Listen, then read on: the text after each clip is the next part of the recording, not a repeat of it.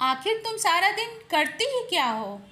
Doctor की report लेकर अश्विनी निकली तो उसकी आंखों के आगे अंधेरा छा गया। सिस्टर ने उसे सहारा देकर बेंच पर बैठाया। मैम, आप ठीक हैं? अश्विनी ने खुद को संयत किया और बोतल से पानी लेकर मुंह पर छींटे मारे। सिस्टर ने उसे पीने के लिए ओआरएस का घोल दिया और थोड़ी देर वहीं रेस्ट करने को कहा। रेस्ट? अश्विनी ने आश्चर्य से पूछा। हाँ, रेस्ट मतलब आराम कर लीजिए थोड़ा सा, फिर जाइएगा, सिस्टर ने कहा। वो क्या होता है? कहाँ मिलता है? कैसा दिखता है? अश्विनी के इस सवाल पर सिस्टर उसे अजीब नज़रों से देखने लगी। सिस्टर को ऐसे देख अश्विनी ने सॉरी बोला। सिस्टर मुस्कुराकर दूसरे मरीज के पास चली गई। अश्विनी बेंच पर बैठे बैठे ही अपनी मेडिकल रिपोर्ट पर नज़र डालती है और डॉक्टर का प्रेस्क्रिप्शन पढ़ने लगती है, जिसमें लिखा था कि कुछ multivitamin, protein intake, vitamin D के पाउच और बहुत सारा रेस्ट यानी आराम, जो अश्विनी ने सिर्फ सुना है लेकिन कभी भी उसका उपयोग नहीं किया। 15 साल की शादीशुदा ज़िंदगी में उसके हिस्से सिर्फ और सिर्फ काम ही काम, और साथ में ढेर सारे ताने और एक जुमला कि सब काम के लिए काम वाली है, खाना बनाने के सिवा करती ही क्या हो तुम, और वो भी ढंग का नहीं बनाती। अशोक की पत्नी बनने के साथ ही जिम्मेदारियों का काफिला भी अश्विनी के साथ चल पड़ा। 4 बहनों की शादी और 2 बच्चों के साथ शादी के 15 साल कैसे गुजर गए उसे पता ही नहीं चला। सुबह 5 बजे की उठी तो सीधे रात के 12 या 1 बज जाते। 2 नंदों की शादी उसी शहर में होने के कारण महीने के 2 वीकेंड उनकी तीमारदारी में ही निकल जाते। अपने बच्चों की घूमने की ख्वाहिश या खाने पीने की फरमाइश पूरी हो या ना हो, लेकिन ननदों के बच्चों की इच्छा का मान उसे किसी भी हाल में पूरा करना पड़ता, और अगर जरा सी भी चूक हो जाए तो सास निर्मला जी कोहराम मचा देती थी। सबकी ज़रूरतों का ख्याल रखते रखते खुद की अनदेखी करने लगी। अशोक को मातृभक्ति और बहन प्रेम के आगे अश्विनी का किया कोई भी काम उसे काम नहीं लगता। अगर कभी अश्विनी अपनी थकावट या कमज़ोरी की बात अशोक से कहती तो वो भी अपनी माँ का रटा रटाया वाक्य ही बोलता। सब काम के लिए काम वाली लगी है, खाना बनाने के सिवा तुम करती ही क्या हो जो थक गई?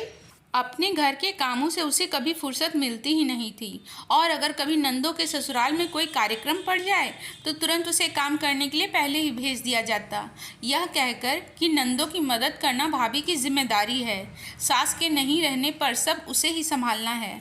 बच्चे बड़े हो रहे थे और उसकी परेशानी भी समझते थे। उसकी सहन शक्ति को देखकर गुस्सा भी होते कि वो क्यों अपने साथ इतना गलत होने दे रही है, लेकिन अश्विनी बच्चों को ही डांट डपट देती और उन्हें पढ़ने के लिए कमरे में भेज देती। कुछ दिनों से अश्विनी को शरीर में बहुत दर्द होने लगा था। दिन भर काम खत्म करके लेटती तो हाथ पैर की मांसपेशियों में दर्द भरा खिंचाव महसूस करती और फिर वह सो नहीं पाती थी।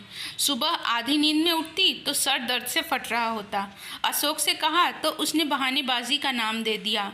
निर्मला जी ने देखकर भी अनदेखा कर दिया। बच्चों ने अपनी कसम दी और बड़ा बेटा राहुल खुद अपने साथ ले गया डॉक्टर के पास। डॉक्टर ने कुछ टेस्ट करने को कहा।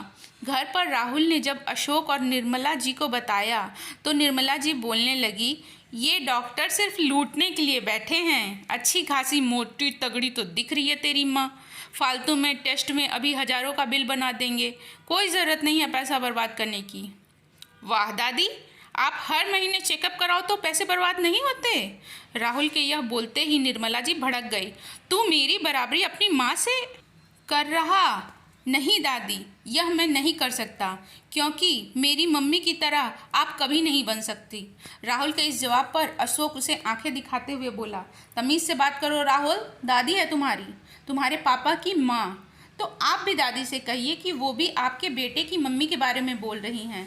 मैं भी आपकी ही तरह अपनी मम्मी का बेटा हूँ, उनके खिलाफ एक शब्द नहीं सुनूंगा। राहुल के तेवर देखकर अशोक चुप हो गया। शायद एहसास हो गया था कि बेटा बड़ा हो गया है। ब्लड टेस्ट कराने के 2 दिन बाद राहुल अश्विनी के साथ रिपोर्ट लेने गई। उसी समय राहुल के दोस्त का फ़ोन आ गया तो वो अकेले ही रिपोर्ट लेकर डॉक्टर के पास चली गई। रिपोर्ट देख कर डॉक्टर ने बताया कि उसकी बॉडी में हीमोग्लोबिन, B12, विटामिन डी कम है और थायराइड बहुत ज़्यादा बढ़ा हुआ है। डॉक्टर ने चेतावनी दी कि अगर उसने अपना ख्याल नहीं रखा तो और भी भयंकर परिणाम हो सकते हैं। मम्मी, सब ठीक है ना? क्या कहा डॉक्टर ने? राहुल ने रिपोर्ट ली और सिस्टर से समझने लगा। राहुल अश्विनी को लेकर कॉफ़ी हाउस आ गया। मम्मी, क्या सोच रही हो? मुझे और वरुण को आपकी ज़रूरत है। आप सबका ख्याल रखती हो तो क्या अपना ख्याल रखना इतना ज़्यादा मुश्किल है? अपने आप से प्यार करना सीखिए। पापा और दादी जब आपसे हमेशा यही कहते हैं कि आप सिर्फ खाना बनाती हैं, तो फिर सिर्फ वही कीजिए ना। राहुल की इस बात ने अश्विनी को भी सोचने पर मजबूर कर दिया। दुखी थी, लेकिन आज बेटे के साथ में आत्मविश्वास से भर दिया, क्योंकि अब बात आत्मसम्मान की थी। दूसरे दिन वीकेंड पर घर का सारा नज़ारा बदला हुआ था। निर्मला जी, बहू मेरी चाय ले आ, प्रेशर नहीं बन रहा। अशोक अलग चिल्ला रहे थे। अश्विनी, मेरे कपड़े प्रेस नहीं हैं। दोनों नंदे। भाभी, हमारी अदरक वाली चाय कहाँ है? काम वाली भी आकर चिल्ला रही थी। भाभी, बर्तन खाली नहीं हैं। अश्विनी आराम से बच्चों के कमरे में सो रही थी। बाहर निर्मला जी, अशोक और नंदे सभी गुस्से में अश्विनी को पुकार रहे थे। राहुल कमरे से बाहर आया। दादी, पापा, बुआ, प्लीज़ हल्ला मत करिए, मम्मी सो रही है। सभी एक साथ चिल्ला पड़े। सो रही है? अभी तक? दिमाग खराब हो गया है क्या उसका? दिन चढ़ गया है और वो अभी तक सो रही है? निर्मला जी चिल्ला पड़ी। राहुल, मम्मी को जल्दी उठाओ और बोलो घर का काम सब पड़ा है। अशोक भी गुस्से में चिल्ला पड़े। घर का काम? कौन सा काम? घर के काम के लिए कांता आंटी है ना? आप लोग ही कहते थे ना कि मम्मी सिर्फ खाना बनाने के सिवा करती ही क्या है। तभी अश्विनी कमरे से बाहर निकल आई और बोली, रोज़ तो मैं जल्दी उठ ही जाती थी और आज नहीं उठ पाई तो ये सोचने की बजाय कि कहीं कोई बात तो नहीं, आप सब मुझ पर चिल्ला रहे हैं। पागल थी मैं जो अब तक चुप रही। ये कहकर वापस कमरे में चली गई अश्विनी, और कोई कुछ नहीं कह पाया, क्योंकि अब तक अकेले पड़ जाने वाली अश्विनी के साथ उसकी औलाद जो खड़ी थी।